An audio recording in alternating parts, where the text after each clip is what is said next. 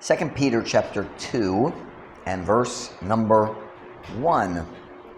But there were false prophets also among the people, even as there shall be false prophets among you, who privily shall bring in damnable heresies, even denying the Lord that bought them, and bring upon themselves swift destruction. So kini nagastorya kabayan sa false prophets, sa mga propeta, mga magtutudlo gikan sa Old Testament, nagtudlo sa mga bakak, sina nagtindog nagwali, ang Ginoo nagingon, pero ang Ginoo wala nagingon. And si Peter naghisko niya ng mga prophets sa Old Testament. Let me read that in Messiah.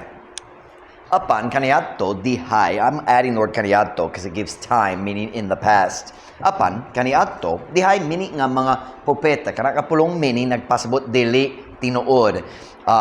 Sa English na pulong mini, meaning miniature, gamay, pero lahi na. Sa Bisaya, mini nagpasabot dili tinuod, peke bakakon.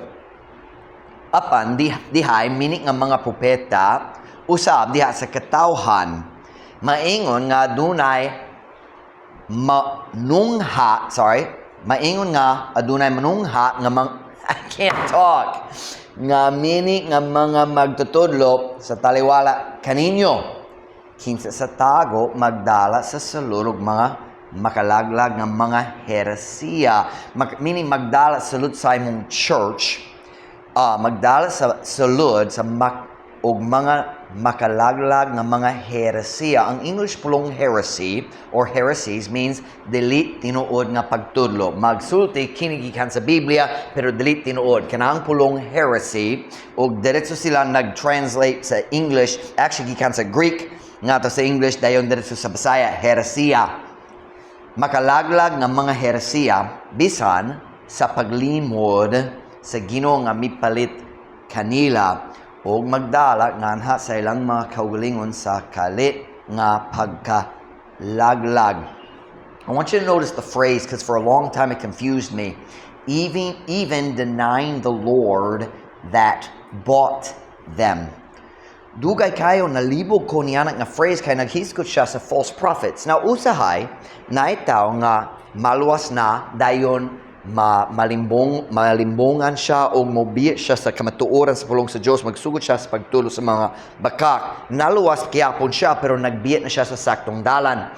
Pero kini nga verse dere wala naghisko sa tao nga naluwas dayon mo sa likway sa kamatuoran. Kini ang mga tao nga wala gayud naluwas. Pero nalibog ko sa una kay nagingon dere, even denying the Lord that bought them. Dr. Dong, sa imong buhatan diya? I think he's playing with his shadow or something. And the Lord that bought them. Paminaw, focus here. I'm going to pray and I'm going to just sit down. The Lord that bought them. Nakot pong tana. Giyunsan ni Jesus pagbayad para sa atong kaluwasan. Unsa ang gihimo? Siya namatay sa krus. Namatay ba siya alang kanato lang or alang sa tanan? Sa tanan. So, ang Ginoo, may bayad para sa kaluwasan sa tanan. May palit siya sa tanan, pero ang uban, dali mo dawa sa iyang regalo. So, nalibog ko, ang Ginoo, may palit nila. Pero wala gayud sila naluwas. Nagdumili gyapon sila.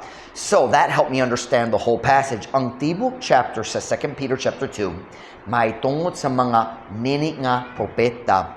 And I want to talk to you tonight, signs of false prophets and teachers.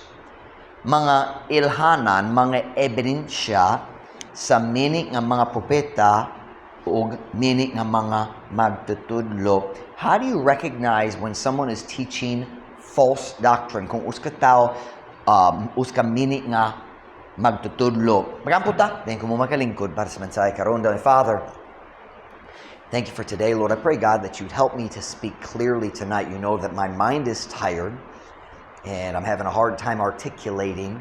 So I pray, Lord, you'd help me, give me strength, help me to say what needs to be said. I pray, Lord, that the people would focus. We're all a little bit tired. It's hot and it's been very hot. Help me, Lord, as I preach your word. Pray in Jesus' name. Amen. Pwede ka mo maglingkod.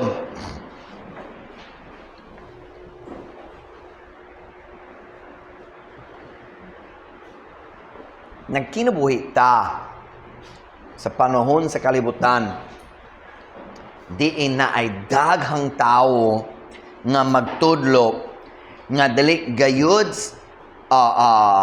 it's never right for us to criticize other religions or speak against magistorya batok sa laing mga religion or laing mga paagi sa pagtuo. And there's this attitude of, well, dili ta makasaway, we need to be tolerant, and that kanang huno-huno sa daghan.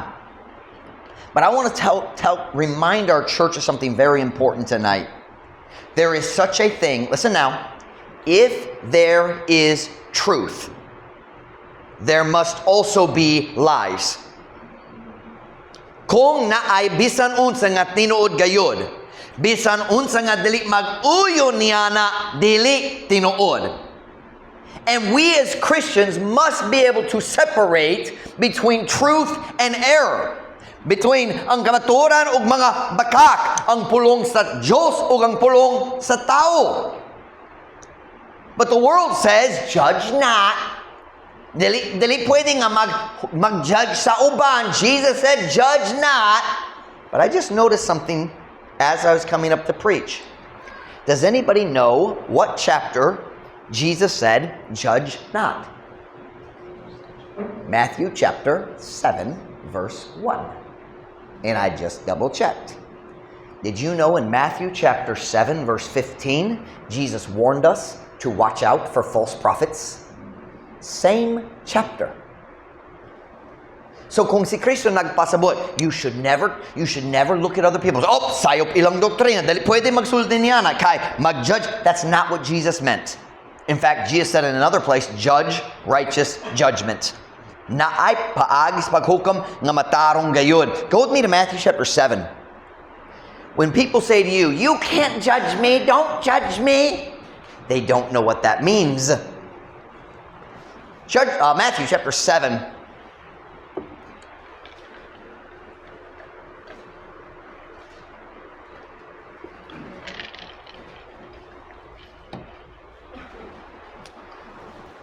Matthew chapter 7, verse number 15.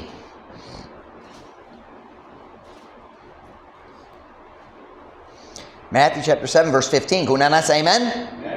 Beware of false prophets. Beware means watch out, be careful, ampin kayo, bantaya. Beware of false prophets which come to you in sheep's clothing, but inwardly they are ravening wolves.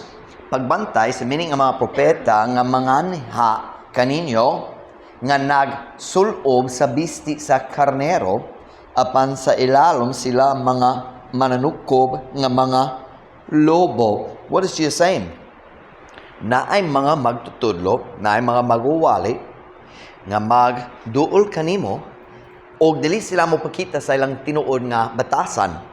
Sila ganahan nga murag uska karnero, sama nato kita ang mga karnero sa Diyos, nagasunod ni Jesus Kristo, o sila magpagkaroon ingno nga sila po uska karnero, pero sa kamatuoran, sila mga lobo. Now wait a minute. Unsaon na to paghibalo ko ang tao ang tinuod nga karnero sama na to or usa ka lobo unsang gatuyuan sa lobo ako nang tana sa tao sa jail ganiya kung na ay lobo mo sulod sa panon sa karnero unsa bang yang tinguha magsulay siya motabang or magpahimulos ganahan siya motukob right motukob nangita siya sa iyang panihapon o kana gayon ang batasan sa mga mini nga magtutudlo sila magsulay nga magpahimulos sa panon sa Diyos. And Jesus said they are wolves but they look like sheep. Do you know what that means? You have to judge people. Wala kay choice. And Jesus tells us in verse 16 how to judge false prophets. Look at verse 16. Ye shall know them by their fruits. Do men gather grapes of thorns or figs of thistles? Kamo makaila kanila, pinaagi sa ilang mga bunga. Dili pinaagi sa ilang mga pulong, dili pinaagi sa ilang panagway, kay murag sila karnero. Pinaagi sa ilang bunga. What do they produce? unsa ang bunga nga magikan sa ilang kinabuhi. Verse 17, even so, every good tree bringeth forth good fruit, but a corrupt tree bringeth forth evil fruit. Sa samang paagi, ang matag maayo nga kahoy nagahatag og maayong bunga, apan ang usa ka dawtan nga kahoy, dawtan dali magposabot like nice sadla. Dawtan na idea nga nadaot na dali maayo nga kahoy. So kung naay kahoy nga dawtan dali maayo, unsa yang ihatag? Dawtang bunga. Ang bunga nga dali maayo, dali lami. But here's the point I want you to see. Jesus said, false teachers have fruit. Ang mga mini nga magtutulot nining kalibutana na ay bunga nga makit-an nimo diha sa ilang kinabuhi o diha sa kinabuhi sa mga tao nga mosunod sa ilang pagtudlo. He says, you can look at their fruit and judge them. Naay bunga, naay mga ilhanan, naay ebidensya kung naay magtutudlo or magwawali nga wala nagtudlo sa kamatuoran sa pulong sa Diyos. Now, let me say this. There is a difference between someone who makes a mistake.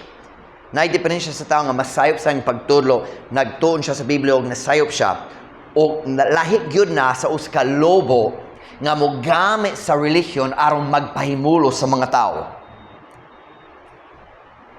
But there are fruits, there are evidences in the entire chapter of 2 Peter. God is showing us common fruits that you will find in false teachers. Ang common nga bunga nga makit-an nimo diha sa kinabuhi sa tao nga usa ka mini nga magtutudlo or mini nga propeta. And today, I want to show you just a few of them. First, I want to talk about the motivation of false prophets. Nga naman ang mga false prophet ganahan mag-ingana. Nga naman si bisang kinsa ganahan mukupot sa pulong sa Diyos dayon mutudlo sa mga bakak. Nga naman na ay rason o kana manggod ang ilang motivation. In a minute, we're going to put some of this on the board. First, we're going to talk about motivation. Then, we're going to talk about their method. Unsa ba ang ilang paagi nga naan nang gamiton nila diha sa ilang pagtudlo sa mga bakak. So number one, why do they do it? Number two, how do they do it? Motivation and method. But first, let's talk about the motivation. Why is it? Nga naman, nga kini nga kalibutan na puno sa mga tao nga nagtudlo sa bakak. Because listen to me very carefully, mas daghan ang bakakon kaysa tao nga magtudlo sa kamatuoran. And it's not even close. Mas daghang gayud ang bakakon. Why are there so many people who teach false doctrine? Sometimes, it is true, sila mismo nalimbongan. So sila nagtulo sa butang kay kana gitudloan, sila mismo gitudloan sa mga bakak. So there are certainly people like that, but I'm not talking about them today. I'm talking about the leaders who know what they're doing. Sila musulti, nakoy mensahe gikan sa Ginoo, pero nagpataka lang. Why would anyone choose to do that? Dito sa Dumaguete, walay joke. Nagkaila ko sa uska lalaki sa nag-exchange ko sa akong dollars para sa pesos dito sa Robinson's Mall. O naghatag ko sa track sa uska lalaki, tapad na ko dito sa counter. And he said, "Hey, I'm gonna start a new religion." What? Magandam ko, nagplano ko magsugod sa bagong religion. Pwede ka mo sa akong religion. Sa unsa ba imong religion? Magplano ko magsagol sa tanan mga religion aron sakto gyud. What? Unsa on tinuod kung bag-o? How can you call it true if it's new? Why, klaro. Pag nga naman na daghang tao, sama niya na. There are people who have that desire. Now, he had no charisma. He is not going to start a religion. Something yung charisma. Dili siya makadani sa iyong personality. Siya ang klase sa tao. Ikaw maglantaw. Pasim, darira ko. Yara ka. Sige, salamat. And he's a little bit weird. But nga naman na tao nga magsugod sa bagong religion, like the Joseph Smith starting Mormonism and Charles Taz Russell starting the Jehovah's Witnesses, o daghang lain. Why would anyone choose to be a false teacher? And mas daghang pa karon kay na internet. So makapost sila sa Facebook o YouTube, mas daghang pagyud ang mga false teachers karon kay maka-upload sila. Sa una, walay tao maminaw nila. Pero karon makabutang sa Facebook, makabutang sa YouTube, makahimo sa vlog. So why do they do it? Why do people choose to become false prophets? What is the motivation? Go with me to 2 Peter. Let's look at verse number 3. We already looked in verse 1, so we know, kini nga chapter, nagastorya, kabahin sa mga mini nga magtutudlo, siya nag-warn sa mga na mini nga magtutudlo, nga peke nga magawali, diya sa Old Testament, sigurado, napod, diya kaninyo, ang mga tao nga sama ni Ana, mamakak sila, magsulay maglimbong nimo, magsulay mo pahawak kanimo, gikan sa Ginoo. 2 Peter chapter 2, verse 3. 2 Peter chapter 2 verse 3. Kuna na say amen? Amen? And through, what's the next word? Covetousness. Shall they with feigned words make merchandise of you, whose judgment now of a long time lingereth not, and their damnation slumbereth not. Ug pinagi sa pagkamaibogon, sila, uban sa minaot nga mga pulong, magpatigayon kaninyo. Kang kinsang paghukom karon sa taas nga panahon wala nagalangan o ang ilang pagkalaglag wala nagakatulog. That's another theme of this chapter. Ang Diyos balik-balik nagpahayag sa ang paghukom batok sa false prophets. But first of all, I want you to see what is the motivation. Nga naman ay daghang tao nga mutindog ug mutudlo sa bakak. Number 1. Are you ready, wifey? On the board. The motivation of false prophets, dash. Covetousness. The motivation of false prophets, covetousness. This is, yes, number 1. I have 2 points and this one has 3 subpoints, wifey. The motivation of cats in the kitchen, covetousness. Nganuman, si bisang kinsa mag-decision nga maggahin sa kinabuhi ngato sa pagtudlo sa mga bakak. Why would someone choose to be a false? And you read in the Old Testament na ay daghan. But why would someone do that? Unsa bang benepisyo alang sa bakakon? The reason is always the same. Covetousness. Pagka maibogon, pagka hakog. For false teachers, listen to me, Truth Baptist Church. For false teachers, religion is a way to get what they want. And that is always, basin lahi ang ilang tinguha, pero ang root cause, pareho diya sa tanan. Covetousness. There's something they want. Why, if you want to put 3 things, we'll go one by one. There's really just 3 different things. We could make many more, but when you simplify it, na ito lukabutang nga gi kaibgan sa mga false prophets. Number 1 is obviously wealth. Kwarta, bahandi. Na ay daghang tao karon nga naghimo sa relihiyon nga usa ka negosyo. Di ba? Kung ganahan ka nga ang pari mag-ampo sa opening sa imong business, magdahom siya na ay bayad. Di ba? Kung ganahan ka nga ang tao magikan sa church aron mangaji, is that the word? Mangaji, namatay mong lola, maganan ka, ang tao kay dili ka ganahan siya magpabilin sa purgatorio, so kung kinahanglan mangaji, na bayad. Di ba? I'm sorry. I didn't know you're allowed to sell prayers. Makabaligya ka sa mga akong tibok kinabuhi, nag-ampong ko para sa tawa, gyud ko nagdawa. Sayang. Listen to me very carefully. When you find somebody who uses religion to make money, you have found a false prophet. Dito sa US, naidaghang nga naggamit sa TV evangelism. Sila nagtindog, nagwali, ikaw mag-send sa kwarta dari o ang Diyos mag-bless kanimo. O siya nga nagwali, nahimo ng dato. O ang tanan tao nga nag-send, nahimo nagpobre. Using, and they still do it today. Let me tell you something about healing ministry. It's money. Nga naman wala ta nakakita sa tao nga giayo. Kay dali tinuod. When they bring the person up front and he slays him in the spirit, bam, nahulog na siya, huy, giayo na! You notice something? Ang mga tao maglakaw dito, they weren't really sick. Na ko'y headache. What dili makitaan? Right? Tinuod. Maka-search ka sa YouTube. Na healing, na tao sa wheelchair. Alright, ayaw na, barog na. Nagbarog siya, nahulog, natumba. Pikag yun. Let me tell you about healing ministries. Money. Kung tinuod, nga naman dali ka mo ato sa hospital. Sa mga tao nga tinuod nga sakit. Walay kwarta dito. Silang tanan what say tawag? Silang tanan mag-process aron makagamit sa ilang PhilHealth. Wala sila kwarta. Di ba?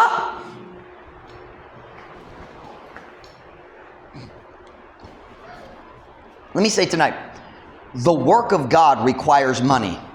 Ang buluhaton sa Diyos, syempre, nanginahanglan o kwarta, kinahanglan tao kwarta para sa buluhaton sa Diyos. Pero ang buluhaton sa Diyos, dali us ka negosyo. Kung madato na ang mga tao, pinaagi, by the way, when Christians get the idea of, kung mualagad ko sa Ginoo, kinahanglan na ay bayad, kanamo patay sa church. In a church like ours, it is natural, for example, nga ang mga staff mo tulo sa Sunday school. But you understand, teaching Sunday school is not staff. It's Christianity. So ang staff, hopefully, mayong Kristohanon sila, so pwede magtulo sa Sunday school. Pero dili sila mo tulo sa Sunday school tungod staff, sila mo tulo sa Sunday school tungod membro sila. Ang pagtulo sa Sunday school, sama sa soul winning, walay bayad niya, kanang atong responsibilidad. But when a church is young like our church here, daghang bagong Kristohanon. So, dili sila ready mo tudlo. Pero ang staff mas mature na. So, sila ang gamiton sa Sunday school. Pero ang peligro niya na ay bagong tao mo sulod sa church, so kung magtulog ka sa Sunday school, na ay sweldo. No. Ang sweldo, sa patao nga maghatag siyang tibo, kinabuhi nga to sa church, aron mutabang sa pastor sa tanan work sa church. Pero ang Sunday school, kanang trabaho sa Domingo, wahay labo sa sweldo. Kana ang pagkakristohanon. Am I making sense to y'all? Because one day, kanang kung ay daghang Sunday school teacher sa atong church, pero kailangan ta magbantay nga dalit ta maghuna-huna. Oh, nice sweldo. No, not for Sunday school, not for soul winning. When I was in Bible college, na ay dito sa summertime, mas dako atong free time sa mga students, and many students didn't go home for summer. Og na ay millionaire, I joke, na ay millionaire dito sa US, siya nagsulti, ako mo hire full-time for college students, mga Bible students, mag-soul winning 40 hours per week. 40 hours per week, soul winning lang. And he said, I will hire them during the summer. Wala yun ko nag-apply niya na. Kay, na ay something sa kung kasing-kasing nagsulti, bisan nindo ang soul winning. Dali sakto nga kuha og sweldo para niya na.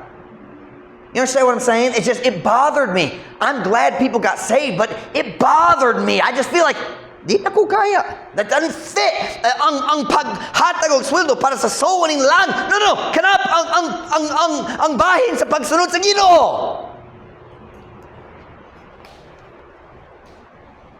Also, no, we'll leave it alone. We'll leave it alone. But wealth,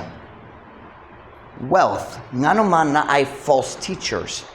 Kaya na ay chance diha sa religion nga mukuha. So, here in the Philippines, na ilaing paagi mukuha kwarta pinagi sa religion. Kinang paagi dari sa Pilipinas. Mag-send sa message dito sa US. Na ay mga batanon dari sa mong church, kinala sila mag-eskwela.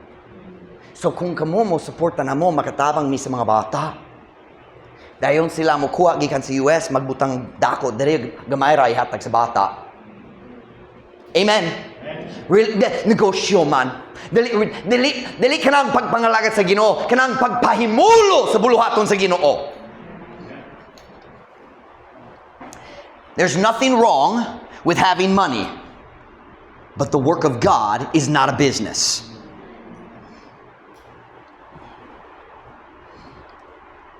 2 Peter chapter 2 verse 15, we'll see another reference to money. 2 Peter 2:15. 2 Peter chapter 2 verse 15, which have forsaken the right way and are gone astray, following the way of Balaam, the son of Bosor, who loved the wages of unrighteousness. So kini nga mga false teachers nga mibiya sa matarong nga dalan ug nga hisalaag nagasunod sa dalan ni Balaam, ang lalaki na anak ni Bosor, kinsa nahigugma sa mga suhol sa pagkadali matarong. Nainumdum mo sa story ni Balaam, ang hari si King Balak, nagsulay mo suhol ni Balaam aron magampo og magtunglo sa nasod sa Israel. You remember that? O ang Diyos dali ganahan nga motunglo sa nasod sa Israel. Pero si Balaam nangita gyud sa paagi nga pwede siya magsunod gyapon sa Ginoo pero magkuha gyapon ng sweldo gikan ni King Balak. Nagbiya siya sa kabubuton sa Diyos tungod nahiguma siya sa suhol sa dali pagkamatarong. Kung naidakang Kristohanong, or maybe basin dali tinong Kristohanong, pero daghang tao mo gamit sa religion sama niana. That's what false teachers, you will find in false teachers, covetousness. Nangitaw kwarta, nangitaw og ginansya. Pero dali kwarta lang, usahay na ay lain butang nga gipangita sa false teacher. Letter B, power.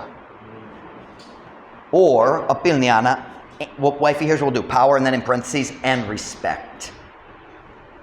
Naiuban nga false teachers nga mutudlo sa bakak aron na ay mga tao nga mosunod kanako. Dili sila ganahang ang tao mosunod ni Jesus, ganahan sila ang tao mosunod kanako. Ako man. Where we at here? Verse 2. Go back to 2 Peter chapter 2 verse 2. And many shall follow their pernicious ways. That word pernicious is makadaot, I believe. Yes, makadaot. And many shall follow their pernicious ways. Ug daghang ang mosunod sa ilang makadaot nga mga dalan. That word daghan, right there, that's the big one. Ganahan ang tao, kung daghang tao, mosunod kanako. Oh, pastors love it. Kung mutinog aron mawali. Kung na 5,000 people. You ever seen the old church services? Sa dihang si Kibuloy nagwali? Buang yun siya, pero ang iyang pagpaagi sa pagwali, nindot. Makadani kayo siya. Diba? Have you ever heard him? Ako naminaw niya. Pero buang kayo. Iyang gisulti, ang tao mo sulti kanusa, ang anak sa Diyos mo balik. Iyang gisulti, ang anak sa Diyos ni balik na. Nag-name siya sa Lao sa 2005 nga siya may abot. Pero ang iyang pagwali, nindot nga paminaon. Walay tao natulog. Unsa ba? Ang gugma sa gahom, ibabaw sa kinabuhi sa tao. Some people, they basing dili korta gyud ilaha. But I will say this. Ang tao nga naay korta, mukuha sa gahom. Ang tao nga naay gahom, mukuha sa korta. Ikawan sila. Can you say the pitan in the polog politics? The ruling family gets the money and kills the businesses for their opponent. Di ba? Pohon ang imong Pastor Pusilhon dari sa dapitan.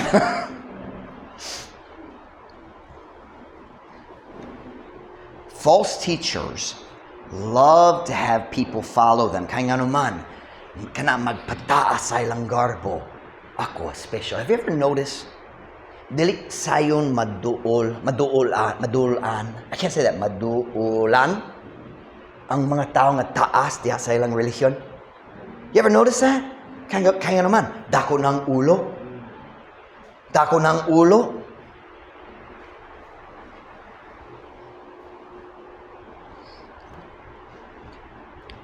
Number one, or letter A. I lost my letter A, I can't see it. Wealth, power, but there's a third one, and this is the dark one. Kini ang gitago, pero naa sa daghan false religions. Letter C.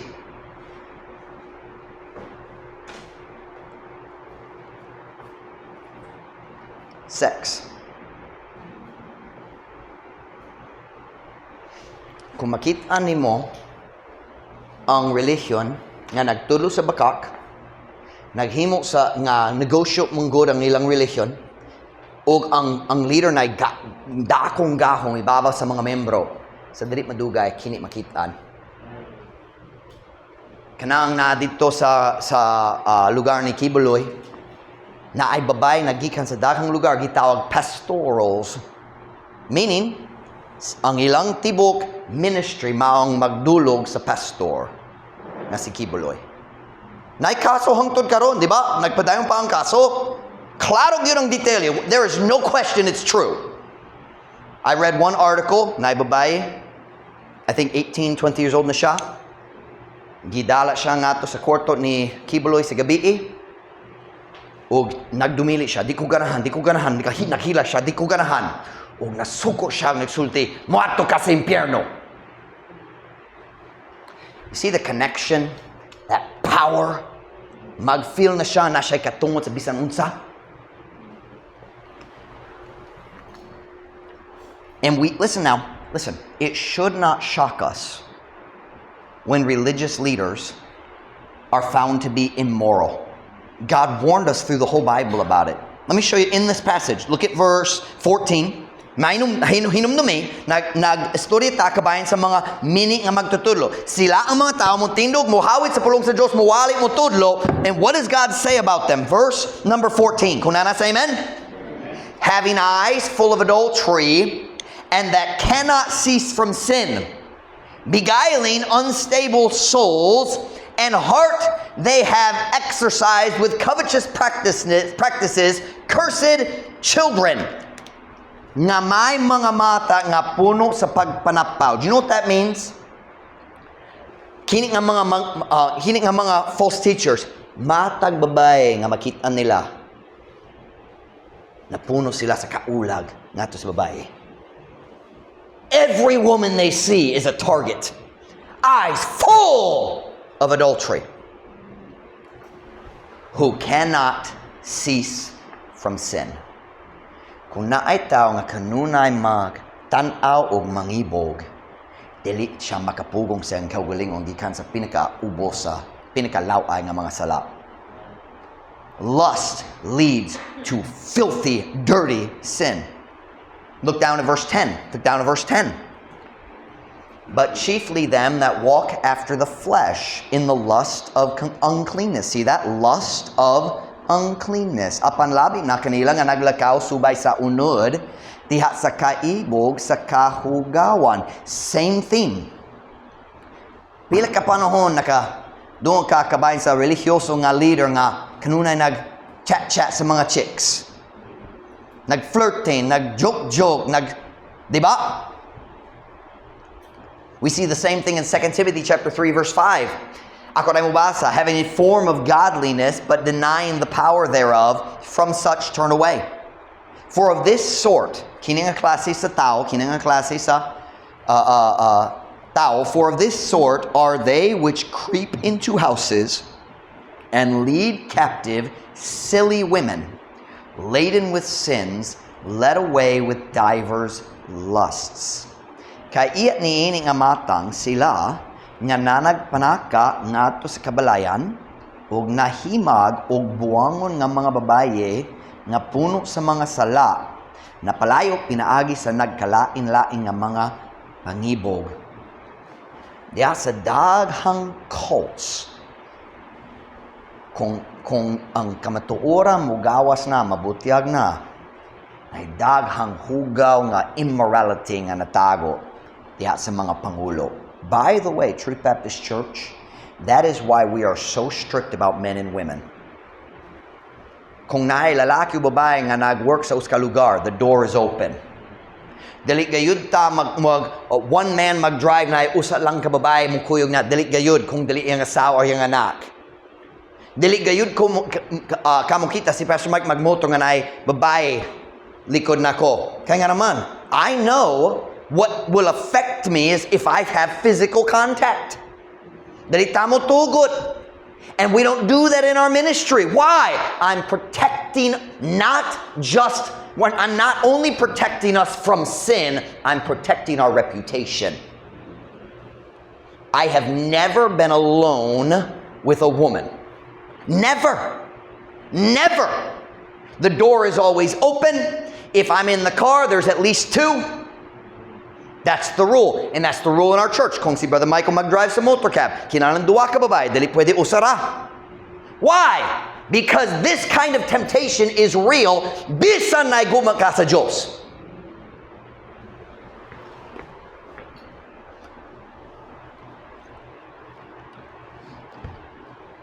We're talking about how to recognize false prophets. First, nakita na to ang ilang motivation. Covetousness. Basin dali ang tanan may sama nining tanan, but you will always find one or two and many times all three.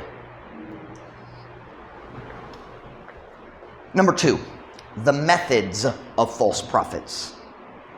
Actually, I just method because I didn't ever preach the second point. The method of false prophets.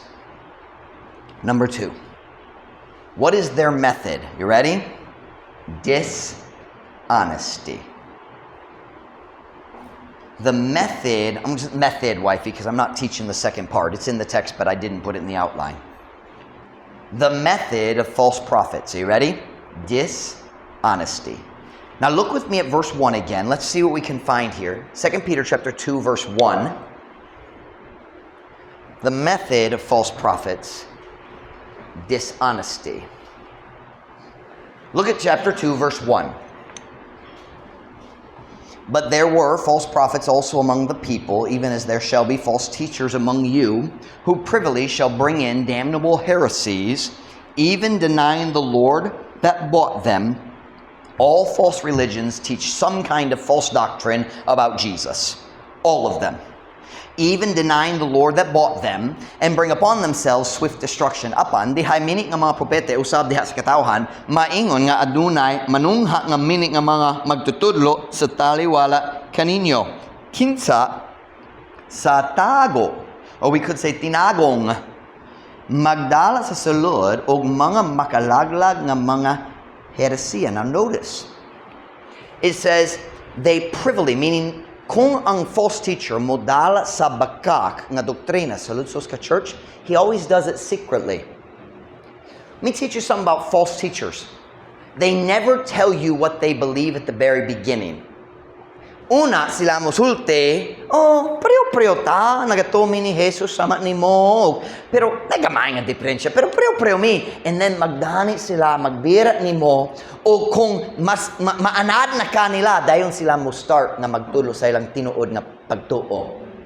They never teach you what. They are always dishonest. I told the guys at the jail this morning, I said, basing dali ka mo ganahan sa tanang nga akong walihon.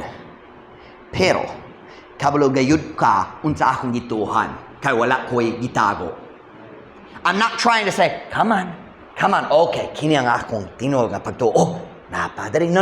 You know exactly what Pastor Mike, pila ka adlaw.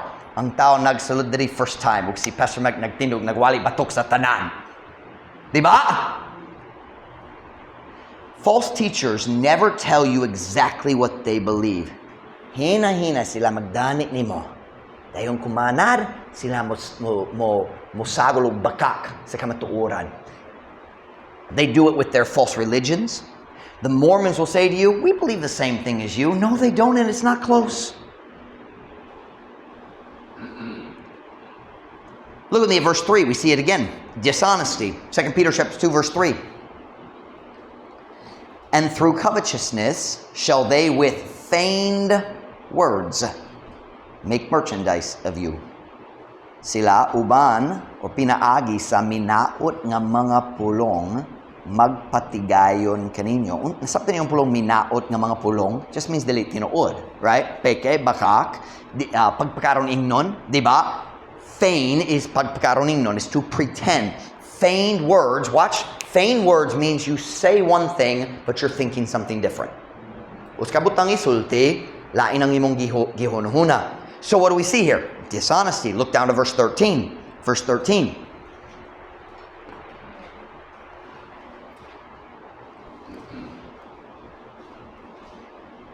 And shall receive the reward of unrighteousness, as they that count it pleasure to riot in the daytime. Spots they are and blemishes, sporting themselves with their own deceivings while they feast with you. Og makadawa sa balo sa pagkadali matarong, maingon kinila nga naghunhun nga kalipay ang pagpatuyang sa panahon sa adlaw, mga mansa sila og mga buling, mga nagadula-dula sa ilang kaugalingong pinaagi sa ilang kaugalingong nga pagpanglimbong, samtang sila nagpista uban kaninyo. One thing you'll learn, the method of a false teacher is always start slow. Dito sa YouTube, ang unang video, mura eksakto ni. Ikaduha, okay po. Ikatulo, medyo nalibog ko kabay niya na, pero naidakang mayong butang akong nakatunang gikan niya. So, magbantay gyapon. Nagbira siya, nagdani siya ni mo, nagpull ni mo ngadto sa mga bakak, sa false doctrine nga makagubak gyud imong kinabuhi. Una sa sinugdanan, nagtago siya ni Ana. Panaglitan.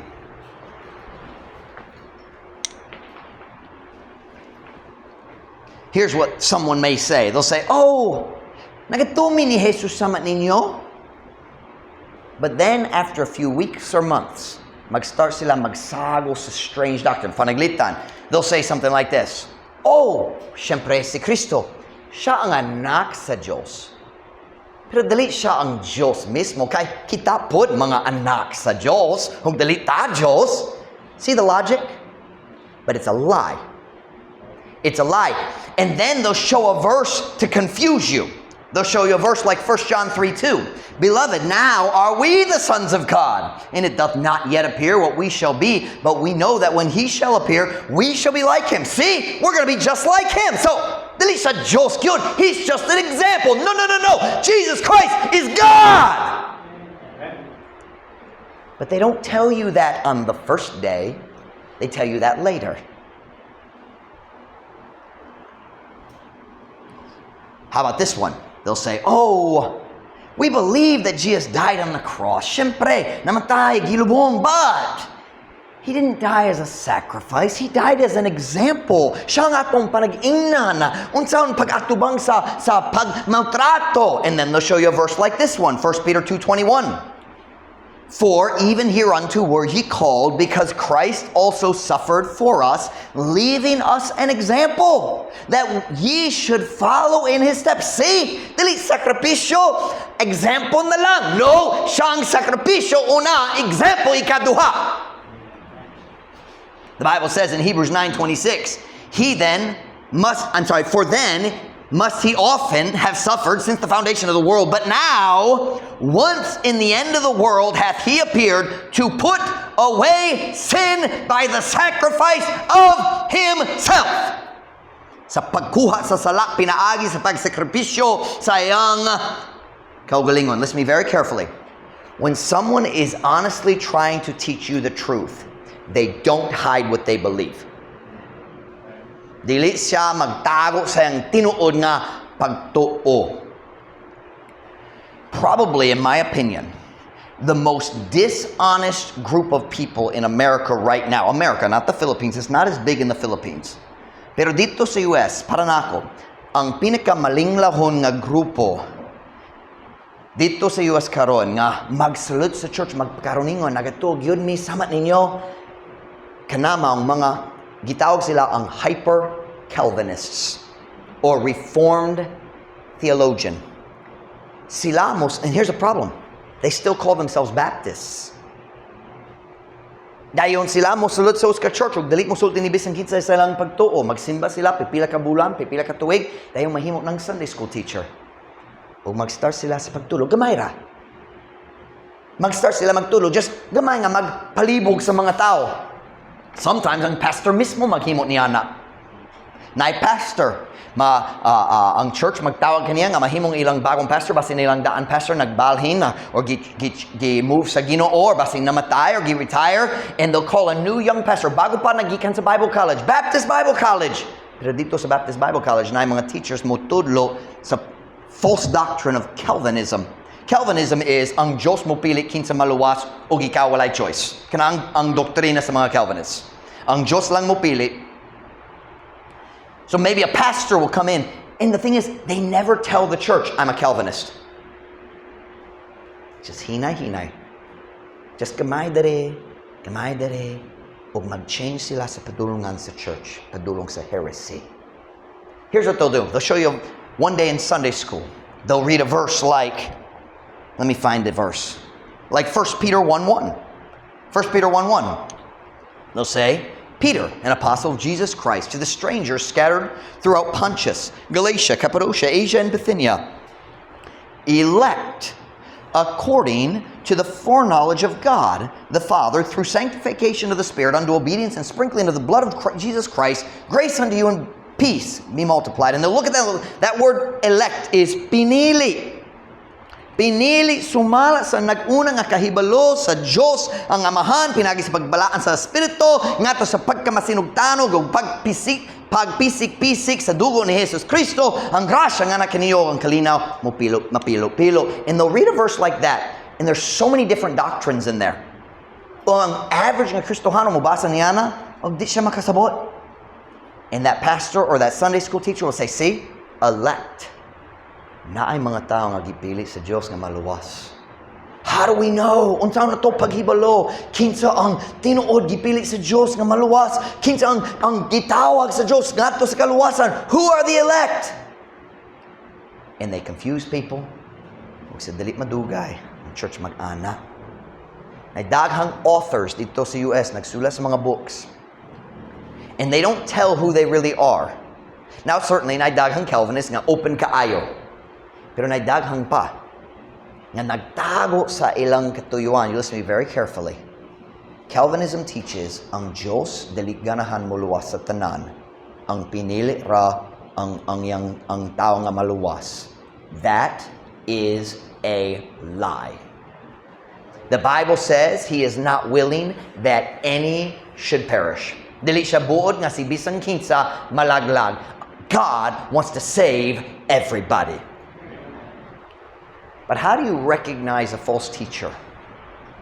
Ang iyang paagi kanunay malinglahon. They don't tell you who they are. And that's why, paminaw, humanak ko. That is why, kanamong rason, nakita nga naluwas. Kamo na naluwas. Ikaw mismo kinahanglan magsusi sa kasulatan. You must study and search the scriptures for yourself. Kung naay tao mo kuha sa verse mo sulti kini nagpasabot na, if you've already studied it, you'll know that's not what it means. You'll know, oh, pero kini nga verse diri nagsulti nini o kini nga verse diri nagsulti nini. That doesn't come from reading books about the Bible. That comes from reading the Bible. Search the scriptures doesn't mean get on your phone and do a search. Now, I do that, but that's not what it means. It means read it again and again and again and again and again. I have a confession to make. Bago pa ko nag-finish og basa sa 1 Chronicles. How many of you have ever read 1 Chronicles? Kinsa sugod, how do you say it? Sugod na ba kang nagbasa sa 1 Chronicles? Kinsa ba? Itaas mong kamon. Now be honest. Na-bored ba ka? Nakoy confession. Nagbasa ko sa Chronicles this past week o karon semana. Nalingaw gyud ko. Nalingaw na. Kaya nga naman, kaya nagbasa ko, balik. And matag pa nung mabasa ko, nakasabot ko, sa first time ikaw mabasa, ikaw maghunahuna. It's just a list of random names, just ngalan. Unsay katuyuan ni yun eh, di ba? But when you get to about 10, 15, 20 times, gibasa nimo, you say, nakasabot. Kaya, kinang problema, nagbasa ka sa listahan sa ngalan, kumubot ka sa 5th verse, imong hunahuna, click! Imong mata, basa magyapon, imong utog, da. Di ba? So, kumubot ka na, gamay kayo nga story. You don't even see the story kaya imong utog, imong mata. Di ba? Pero kana nga story na ilabot sa chronology, they're connected. I told Gillette, I said, I'm enjoying Chronicles. She said, pilay mong edad? I said, 41. She said, uy, tugay kayo, hangtod ganahan ko sa Chronicles. So I fired her because that wasn't a nice thing to say. Search the scriptures. One more verse, 2 Peter 2:14. 2 Peter 2, verse 14. Maybe I lied. Maybe 2 more verses. 2 Peter 2:14 and we'll be done. 2 Peter 2:14. Kunana, say amen? Having eyes full of adultery and that cannot cease from sin. Look at the next 3 words. Beguiling unstable souls. Nakasabot mo sa pulong bigayo, maglimbong or diri nagapalingla. Nagapalingla sa mahuyang nga mga kalag. Kana nga pulong unstable means dali matarog. Dili lig-on. Tanawa, kinsa bang klase sa tao? Unsa bang klase sa tao nga malimbongan sa false teacher? Sila nga mga unstable sa ilang pagtuo. Nga naman sila unstable kay wala pa sila kabalo sa Biblia. The Bible says, ako rin mubasa, Ephesians 4:14, that we henceforth be no more children tossed to and fro and carried about with every wind of doctrine by the sleight of men and cunning, slate of men and cunning craftiness whereby they lie in wait to deceive. Bisaya, aron nga kita sukad karon, dili na mga bata nga gituya-tuya paingon nga to og pabalik og gipadpad. What's padpad? Nag-ana-ana, padpad sa matag hangin sa pagtulunan. Pinaagi sa kaaptik sa mga tao o kabatid nga pagkamalinglahon, pinaagi ni ini sila, that's mistake, nga pinaagi ni ini sila maghula aron sa pagpangilad. God says, kung mag-grow na ka, dili na ka mapadpad sa matag bagong doktrina nga madunggan nimo. Is that correct? Sakto na? Kung magadungog ka, kung na'y bagong Kristohano, magadungog siya sa butang, wow! Wala ko kabalo! Nindot kayo nga bagong, nako'y bagong kabaturan, bago pa nakaton ako, pero baka yun. Nga naman siya matarog sa iyang pagtuo. Kaya wala pa siya lik-on diya sa iyang kahibalo sa pulong sa Diyos. Wala pa siya nagsusi sa mga kasulatan. Kung ganahan ka magbabilin lik-on, if you don't want to be an unstable soul, read the Bible. O dili lang ang mga bahin nga ikaw ganahan. Because if you only read the parts you like, you will never learn to like the other parts that you don't like. You know, I even enjoyed Leviticus a few weeks ago. Si Beth murag mag-heart attack na. Nalingaw ko sa Leviticus. Kabahin sa mga sacrifices, kabahin sa mga fiesta. Daghang nakatgunan. Why? Because I've read it a lot of times. Search the scriptures. Ug dali ka malimbungan sa mga mini nga propeta. You can be strong in the Word of God. Truth Baptist Church, magsusita sa scriptures. Let's be people who know God's Word. Tugo na mga ulo, piyong mata.